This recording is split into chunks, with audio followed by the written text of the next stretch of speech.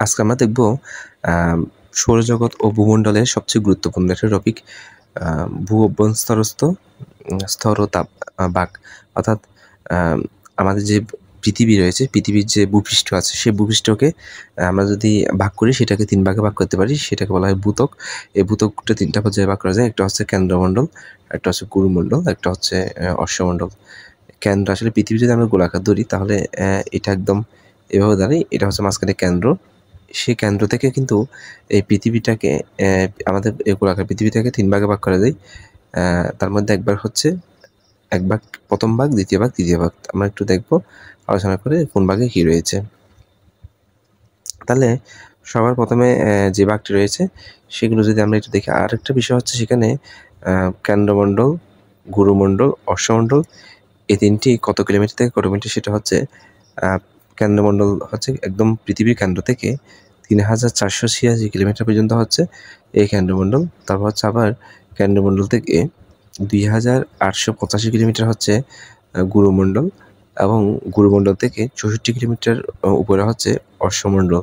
তাহলে আমরা কিলোমিটারটা দেখলাম।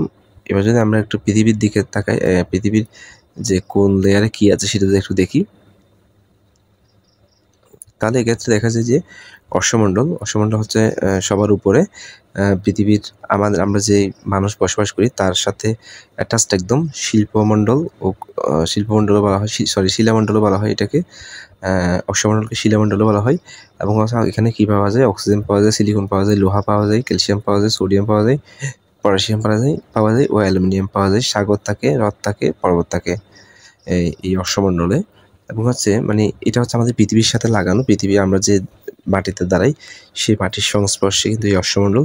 গুরুমণ্ডল হচ্ছে মিডলে হচ্ছে একদম প্রথমের পরে ভারী ধাতু বা বেজল্ট জাতীয় উপাদান বেশি থাকে এখানে। এটাকে বেজল্ট অঞ্চলও বলা হয়।